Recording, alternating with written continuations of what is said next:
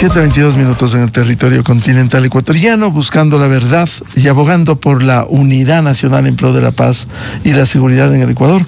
Queremos saludar a la periodista María Belén Arroyo, editora política de la revista Vistazo, investigadora, que nos ilustra periódicamente con las publicaciones. Y hoy, a propósito de lo que sucede en el país, incluso la reforma que ha entrado en vigencia para sancionar a los menores con las penas como los mayores, en reforma a la Ley de Integridad Pública, queremos conocer, para hacer conciencia sobre la vinculación de los niños a las bandas criminales. ¿Cómo ocurre esto? ¿A qué edad? ¿En qué condiciones? María Belén, buen día. Buenos días, Miguel. Qué gusto saludarle y buenos días a su audiencia tan amplia. Es un tema de interés nacional, sobre todo porque esta semana hubo por parte del legislativo unas reformas legales que en última instancia endurecen las penas para los niños, niñas y adolescentes. Vamos a hablar de los menores de edad que infrinjan la ley. Precisamente este es un tema de interés público. Entender por qué cada vez a edades más tempranas, y hablemos desde 10 años, niños o niñas se vinculan a organizaciones criminales que son las que dominan en los territorios donde viven. El contexto es Miguel, y lo plantea un estudio llamado Caracterización de la vinculación de niños, niñas y adolescentes al crimen organizado, que esta semana en el contexto de un seminario internacional se presentó acá en Quito. La entidad organizadora del evento y que ha estado apoyando la realización del estudio es la Fundación PADF, que es la Fundación para el Desarrollo con el apoyo del Instituto INL de Estados Unidos, y los datos los trabajó el Observatorio Ecuatoriano del Crimen Organizado. Para tener este contexto se realizó el mapeo en 9 ciudades del Ecuador. Hablemos de ciudades costeras porque tenemos que ser claros. Hay que mirar al país no como un todo, sino que hay que entender la dinámica en los distintos territorios y cómo está operando el fenómeno. ¿Qué hace que niños de 10 años encuentren este camino? El gran debate es si es que es algo voluntario, si es que ellos deciden por su cuenta y riesgo. Esta discusión ha animado estos 2 días de seminario. Yo he podido observar y mirar y hablar con gente, con expertos. Las voces que deben hablar sobre el tema deben ser calificadas. Por eso yo pienso que este tipo de eventos nos ayudan a entender. Me hubiera encantado que alguien de la Asamblea esté en este evento para que vean que la resolución de este tipo de problemas no pasa por lo punitivo exclusivamente. Lo dijo muy claramente la representante de Fiscalía, que habló, la directora de Política Criminal de Fiscalía. Vamos más de 10 años con una política sostenida de subir penas, de aumentar y de endurecer con este criterio de que se debe ser más punitivo, y no ha mejorado el problema y por el contrario ha empeorado. Entonces, como le decía, hubiera sido increíble la presencia de técnicos del legislativo, de estas personas que van y proponen leyes, pero no se las vio. Hay un tema complejo. En ciertos territorios no está el Estado. Y hablemos de ciudades, de sectores de ciudades de Guayaquil, hablemos de sectores y zonas de Durán, y amén de otras ciudades, pero hablo un poco de las más relevantes. No domina el Estado, no hay presencia del Estado para graficar. El último resquicio de la presencia del Estado podía ser la presencia o la existencia, el funcionamiento de un centro educativo, y ese centro posiblemente ya no esté en actividad por amenazas de bomba, por extorsiones. Entonces, en esas zonas donde no está el Estado, ¿quién entra a ocupar ese lugar? La organización criminal. Aún más grave si esa organización está en disputa con otra por ese territorio. Pero ¿qué es lo que ocurre? Que no hay otra opción para los niños, para las niñas, que a ser funcionales a esa entidad criminal, a esa estructura criminal, porque es un tema en última instancia de sobrevivencia. Esa es la mirada de la complejidad de lo que estamos viviendo como país, y claro, es el momento de sentarse a pensar en una política pública con un componente integral que tenga todas las aristas del problema analizadas y que no solamente mire el lado del castigo. Vamos a endurecer más. Pregunta, ¿dónde vamos a tener a tanto chico, tanto adolescente infractor? Estaba manejando las cifras de un dato que habíamos revisado sobre primeros meses del año 2024, fíjese, solo en 4 meses, de enero a abril de 2024, 274 noticias del delito sorteadas a la Fiscalía Especializada de Justicia Juvenil. Enero, febrero, marzo, 4 meses. 103 casos por tráfico ilícito de sustancias, 63 casos por tenencia y porte de armas, 42 por extorsión, 29 por asesinato, 19 por terrorismo, 11 por secuestro extorsivo, 5 por secuestro, 2 por homicidio. Totalizan 274. La gran pregunta es que los jóvenes, en estos 274 expedientes o noticias del delito, como les llama Fiscalía, los jóvenes involucrados actuaban por su cuenta y riesgo porque ellos decidieron acceder al arma. No, ellos estaban impulsados por una estructura criminal que los captó en su momento, que los reclutó en su momento. Entonces, la gran discusión desde mi perspectiva este momento es si el gobierno ha dado el anuncio de que crea una comisión interinstitucional, si el gobierno está diciendo que le interesa el problema, abordarlo. Entonces, ¿por qué en el legislativo se dan estas señales que para mí son contradictorias, que no responden a un análisis integral para aumentar y endurecer estas penas? Y esto afecta al manejo integral del problema, porque hoy por hoy lo que entendemos es que no existe una política nacional de abordaje del problema. Lo que hay es un documento muy completo, eso sí, de Fiscalía, que lo que hace es cómo hacer un abordaje ya muy puntual en Fiscalía, porque ellos se percatan más o menos en el año 2023 de que tienen en el año 2024, tienen 25 denuncias por reclutamiento. Usualmente quienes denuncian son los padres de familia, las madres, los educadores, pero tienen 10 veces más, una cantidad 10 veces más grande de adolescentes cometiendo delitos.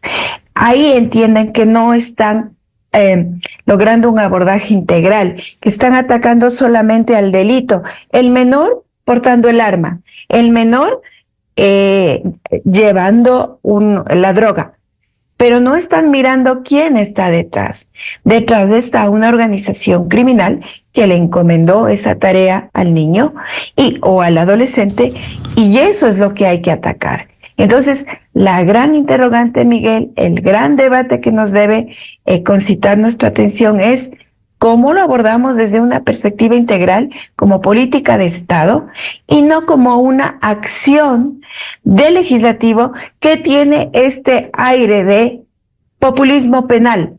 Nos entregan este tipo de señal para que la ciudadanía se calme un poco y diga, ay, qué bueno que están aumentando las penas, esto ya se va a enfrentar. No va a ser así. Lamentablemente no va a ser así. María Belén, este revelador estudio al que se refiere usted y que fue presentado este miércoles en el marco del Seminario Internacional muestra que muchos niños, niñas y jóvenes se vinculan voluntariamente a las organizaciones delictivas impulsados, se pone entre comillas, un sentimiento de pertenencia, lealtad y protección en contextos de precariedad económica, exclusión educativa y falta de oportunidades. Y este informe, muy ilustrativo, realizado por un equipo multidisciplinario de expertos, ha encuestado a 3.000 niños y jóvenes de 9 ciudades costeras. El 8% de entrevistados admitió pertenecer a un grupo criminal. ¿Qué dicen los niños? Sí, precisamente, Miguel, usted ha hablado de lo más destacado del informe. La investigación se realizó en Manta, Portoviejo, Machala, Babahoyo, Quevedo, Esmeraldas, Santa Elena, Guayaquil y Durán. Los investigadores detectan matices. Efectivamente, en ciertas zonas con predominancia de grupos como lobos, como choneros, les ofrecen incentivos económicos como un mecanismo de captación de nuevos miembros. Esto según la investigación. Pensemos aquí, Miguel, si yo soy un niño, una niña, y vivo en una zona donde mi hogar está desestructurado, hablemos de hogares monoparentales, jefas de hogar, una señora, una mamá, tiene 5 o 6 hijos, no puede dar una calidad de vida a todos ellos, no puede procurar educación o alimentación, digamos, de calidad, y eso como el mínimo. Lo ideal sería un ambiente de familiar, de afectividad con contención emocional, un ambiente de calidez, el hogar como el espacio de acogida primera para el desarrollo emocional de un niño que es tan delicado y tan frágil. Pero no, pensemos en una zona con una situación de una madre de familia que sale esforzadamente a ganarse el pan de cada día para la familia. No tiene posibilidad de estar pendiente afectivamente de cada uno de sus hijos. Y efectivamente hay carencia de todo. Los niños no tienen, pero miran que el vecino tiene, pero miran que el cercano tiene. Y saben de dónde viene la plata, lo saben, no tienen otra opción. En el curso de este seminario, la gran discusión es hasta qué punto podemos decir es algo exclusivamente de voluntad del niño. Es decir, el niño no tiene otro camino. Su realidad diaria, cotidiana, le ofrece esta opción que, ojo, le dará máximo una expectativa de vida de 20 años. No más. Los niños entrevistados, voy a leerle un par de testimonios. A propósito, nos pareció tan impactante el tema que va a ser objeto de un desarrollo más profundo en la edición de Revista Vistazo que circula la próxima semana. Cito y leo 2 testimonios que constan en la investigación. Advierto, es un grupo multidisciplinario. El Observatorio Ecuatoriano del Crimen Organizado es uno de los entes que avalan académicamente. El doctor Daniel Pontón es uno de los investigadores. Abro comillas porque voy a leer el testimonio de un adolescente. Sí, tengo amigos que descuartizan, 2 o 3. Solo lo hacen porque les dan órdenes. Los duros los mandan y les pagan por eso unos $500. Sí, porque una vida vale mucho. Ese es un testimonio y para él $500 es mucho dinero, refleja el valor de una vida. Otro testimonio que menciona, tú entras a eso y te matan. Ahí vas a buscar tu muerte porque ya no puedes salir de esto. Te ordenan, tienes que matar a toda tu familia. Si le dices al duro que ya no quieres permanecer más, te matan. Pero primero matan a tu mamá, a tus hermanos, a tu primo y así. La pregunta es, ¿qué ha hecho el Estado para evitar que las organizaciones del crimen lleguen a tener tal predominio y dominancia en ciertos territorios que son los que imponen ley y el orden ahí? Deciden quién sale. En el curso de esta investigación, que como usted bien lo señala, encuentra que de un universo de 3.000 encuestados, el 8% más o menos declara ser de una banda. Y más de la mitad de ellos saben que en el territorio actúa una organización criminal. En la zona donde viven saben que hay predominancia. La pregunta es, ¿qué ha hecho el Estado para evitar que estas zonas geográficas se hayan perdido de su control y hayan entrado ante ese vacío hayan entrado a ser controladas por estructuras y organizaciones criminales y delictivas que usualmente en la dinámica tan cambiante están a veces en disputa queriendo captar estos territorios. Entonces, la respuesta no puede ser de este talante punitivo, porque no responde a la multidimensionalidad del problema, a las aristas tan complicadas que estamos viendo, que no son necesariamente jurídicas y legales o exclusivamente. Hay todo un componente social detrás de esto, y la pregunta es si es que está el Estado a la altura de este desafío de manejar o enfrentar el problema, de si está la sociedad a la altura de responder al desafío de plantear este debate. Desde la academia, desde el periodismo estamos intentando llegar a la comprensión de la complejidad, pero es algo que si es que no actuamos en este momento, se nos va de las manos, y el problema es después decir, bueno, esos niños, pongámosles más daños, sentencias más duras, dejemos que vayan a pagar sus condenas, cuando el problema va a seguir. Más jóvenes y más niños estamos planteando, y el estudio lo menciona con claridad, desde el año 2019 es que se agrava el problema, y hoy tenemos niños involucrados desde edades más tempranas, tanto como 10 años. Bien, y quiero presentar también al doctor Daniel Pontón, académico en el IAEM, precisamente investigador, uno de los investigadores de este informe presentado este miércoles. ¿Qué significado tiene esta realidad que estamos viviendo, doctor Pontón, en donde hay interrogantes? Más niños ingresan a las bandas criminales en el Ecuador, quizás por la inacción del Estado ecuatoriano. Buen día. Bueno, estimado Miguel, un saludo igual a Belén igual. A ver, sí, fue parte del estudio, liderando este estudio, que fue realizado por espacio de 8 meses, población del año pasado, pero claramente es un hecho, ¿no?, que las organizaciones criminales han ganado terreno del país en marco de una ausencia, digamos, de todo, ¿no? Y obviamente hay una ausencia sobre todo del Estado, en la medida de que estas organizaciones también se benefician de la precariedad, ¿no?, la exclusión y el abandono. Y claramente los niños y adolescentes son las principales víctimas de esta problemática.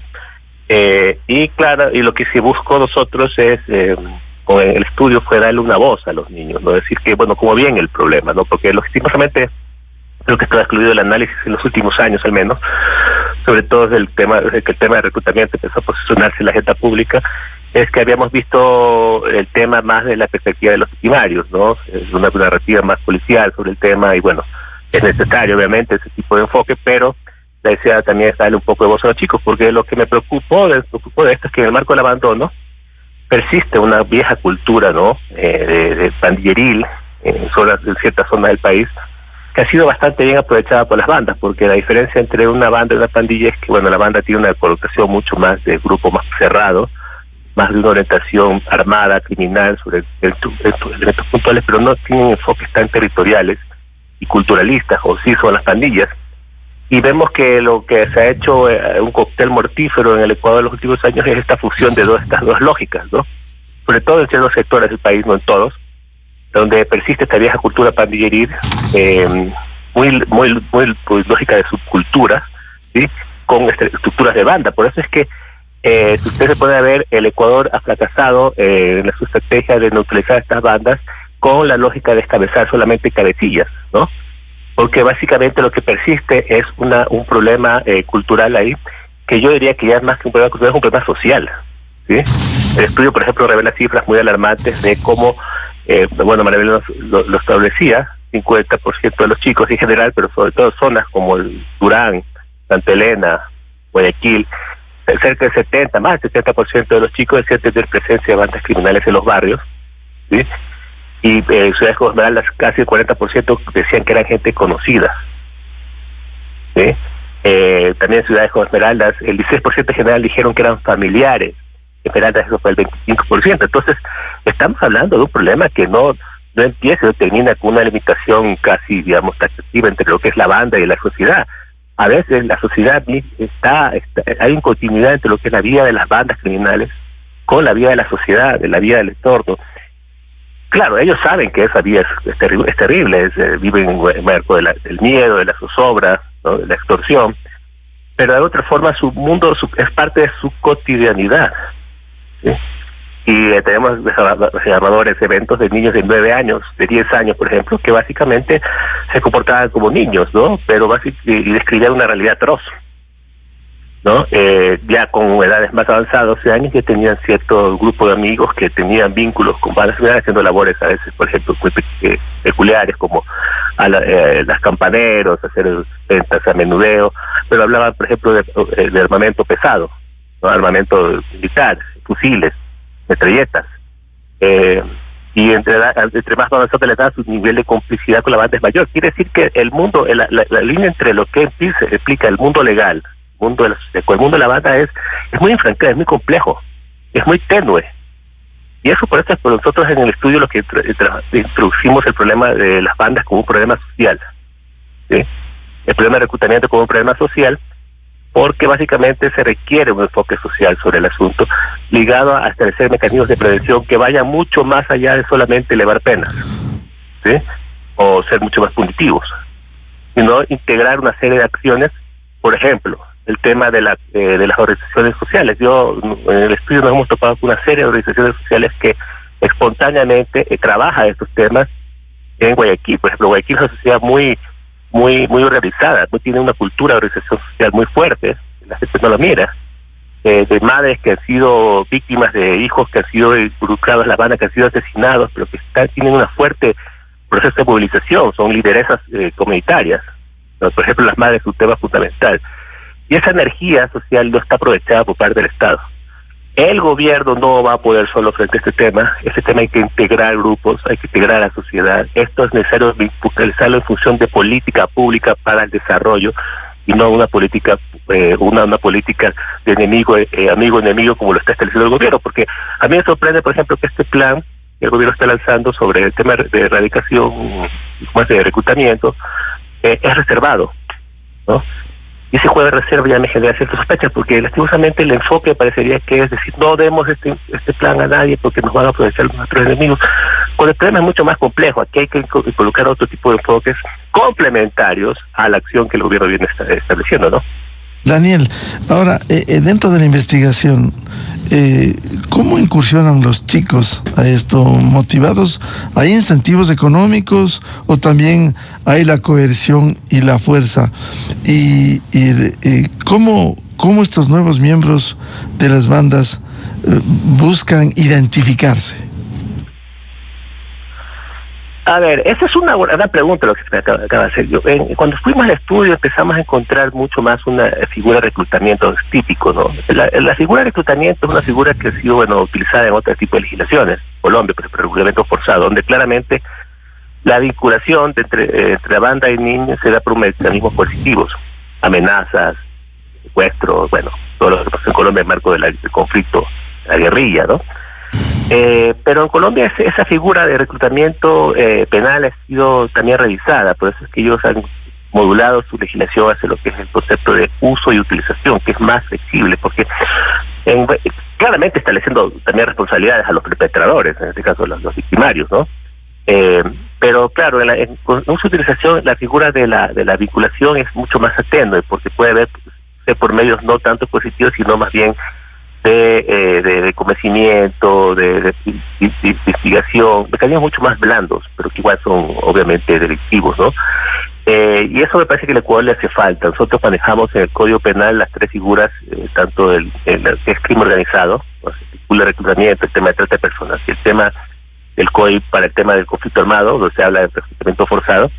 Me parece que son limitantes jurídicas que tenemos ahí que trabajar. Pero en la investigación un poco tratamos de ver esta figura, ¿no? De cómo realmente las bandas de una forma entran a los barrios y presionan a los chicos, que hubiera sido un poco resolver un poco el problema lo caótico que es este tema, pero el asunto se dio cuando no se dio una figura de coercitiva directa, ¿sí? Muy blando. Es más, a los chicos que declararon ser parte de las bandas criminales, ¿no? Que de hecho yo creo que hay mucha gente que no se identifica como tal, pero sí tiene algún tipo de vinculación indirecta, ¿no? Mucha de esta gente planteaba que lo que les llamaba la atención, por ejemplo, era la parte económica, el tema del pago, hacer servicio a la banda, eso era un tema importante. Otros también temas aspiracionales, por ejemplo, gente que decía, bueno, lo que le llama la atención es ser alguien en la vida. Se me venía a la mente aquí lo que pasó en TC Televisión, ¿no? Cuando estos chicos entraron a un canal y que buscaron el protagonismo. Hay temas que tienen que ver con lo que se llama socialización defectuosa, que es básicamente el influjo de los amigos, ¿no? Cómo los amigos convencen. Por ejemplo, María Belén narraba este relato de este chico que hablaba de descuartizamiento. El relato de este chico lo que decía era básicamente que sus amigos descuartizaban, que él no lo hacía porque sabía que tenía miedo y era malo, pero que sus amigos al final de cuentas eran sus amigos y no le iban a hacer nada y no les tenía miedo.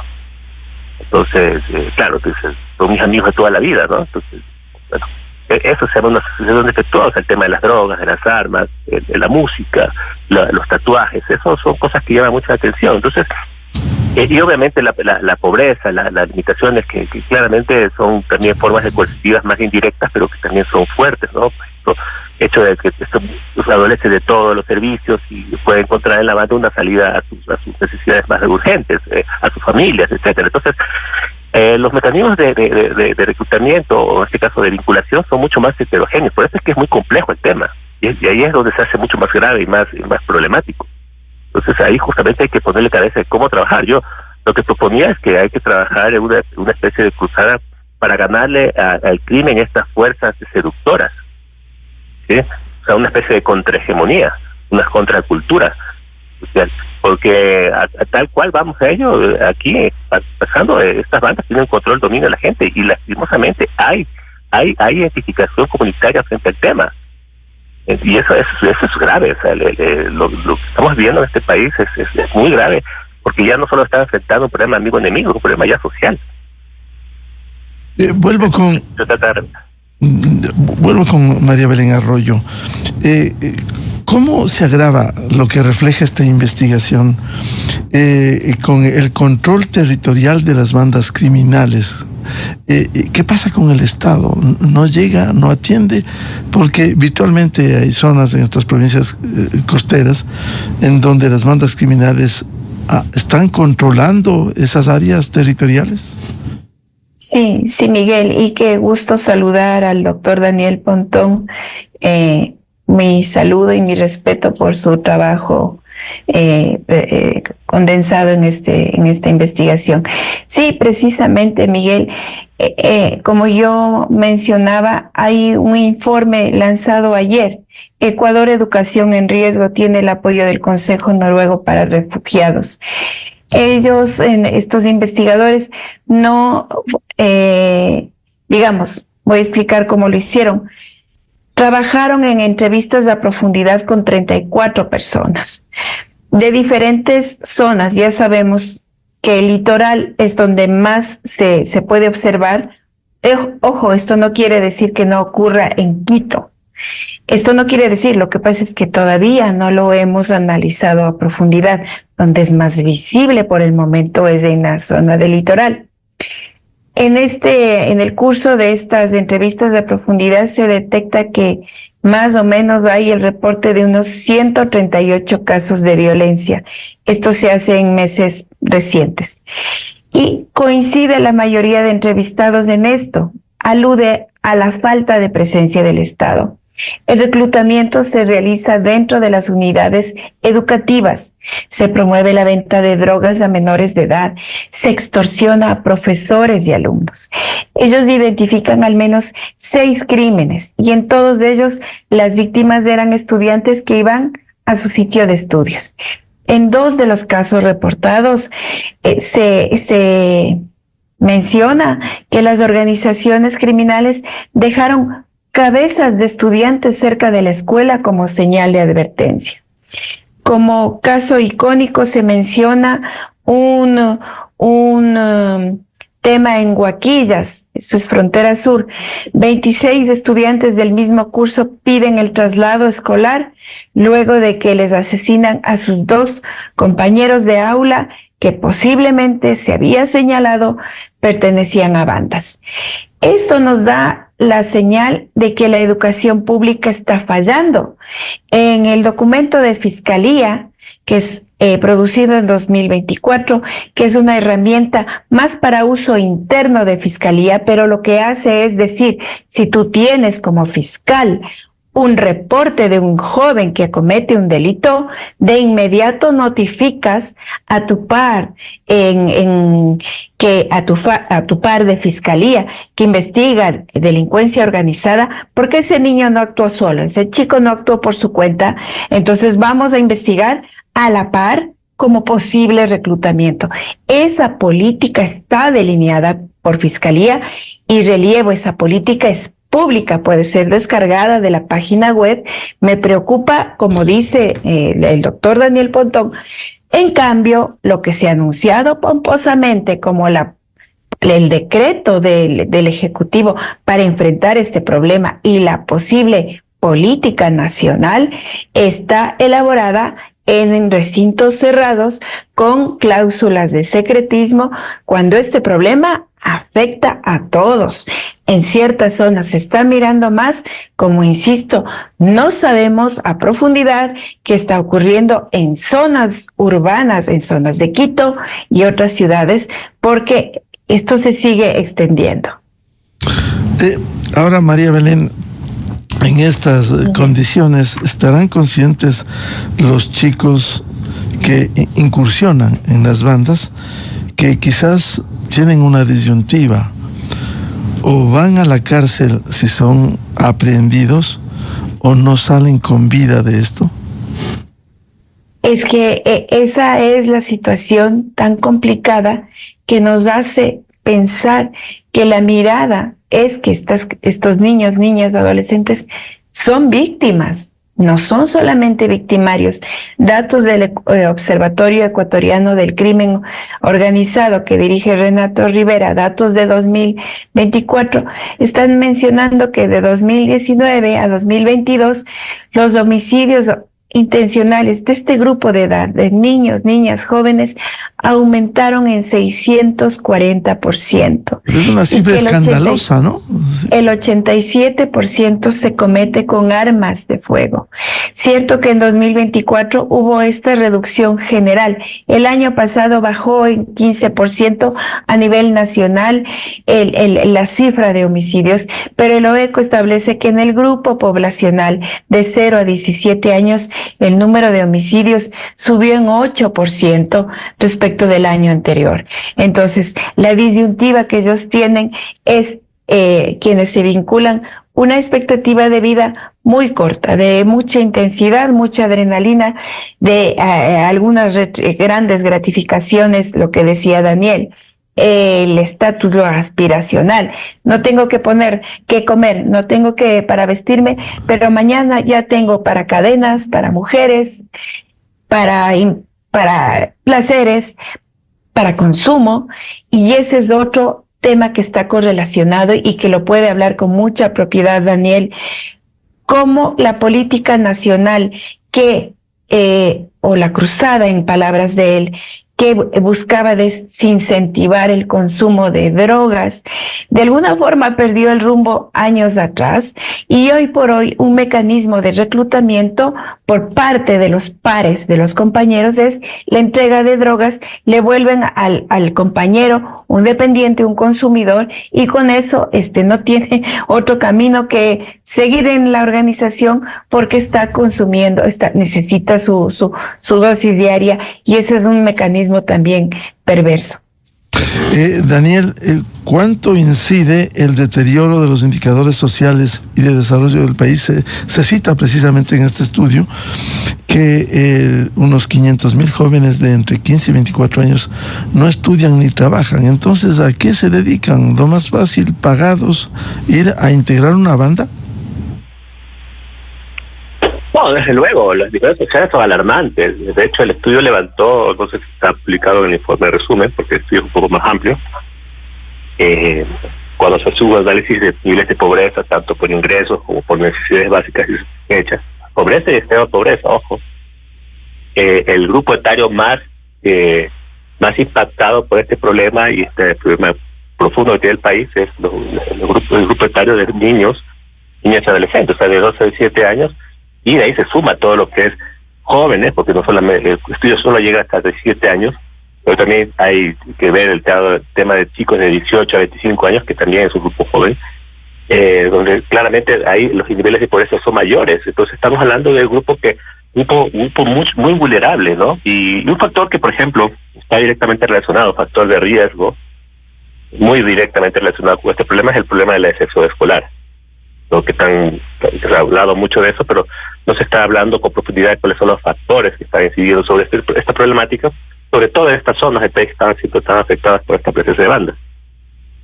Uno de los factores puede ser, bueno, la decisión de estos chicos, a veces voluntaria, a veces puede ser también presionada o directamente presionada por necesidades, por ejemplo, de reemplazar las actividades educativas por estas bandas criminales.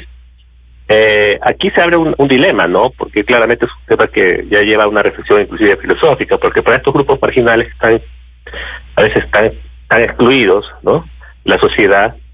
La pregunta es, bueno, si ellos tienen conciencia, eso la pregunta usted, Miguel, de los riesgos. Sí, lo tienen, ellos tienen claro de que eso está mal, que eso hay riesgos, tienen miedo, son personas, son seres humanos, pero por otro lado hay un sistema también que los excluye, ¿no?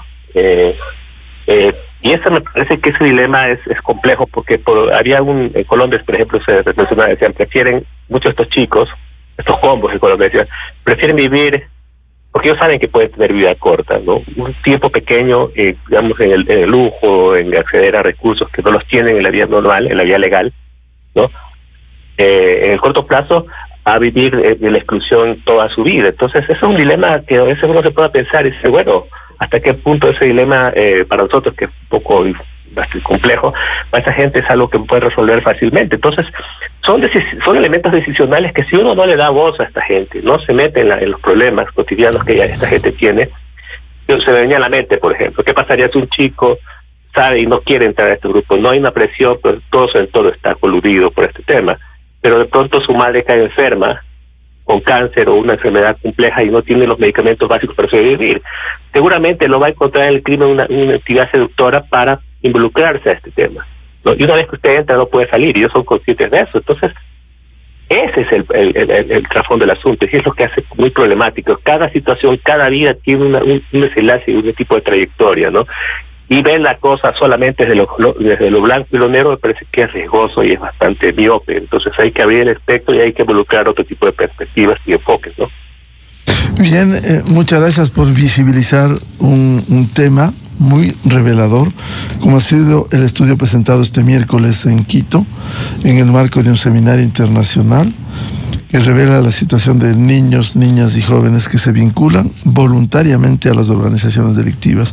Gracias a María Belén Arroyo, investigadora, editora política de la revista Vistazo, y al académico e investigador doctor Daniel Pontón. Muy gentiles. Gracias, Miguel, y gracias, Daniel. Muchas gracias. 8 de la mañana en el territorio continental ecuatoriano. Vamos a una pausa y buscando la verdad, volvemos. Tenemos previsto un diálogo con el expresidente de la Corte Nacional de Justicia, doctor Iván Saquicela, y el doctor Nino Casanelo, catedrático y penalista, para hablar sobre los cambios legales en el país, el endurecimiento de penas y fundamentalmente el proceso que se debe seguir para extraditar a Fito, que fuera aprehendido antier en la provincia de Manabí. Desde 1984 con Gonzalo Rosero, la revista de opinión Democracia. Siempre líderes, siempre confiables. Enseguida regresa Miguel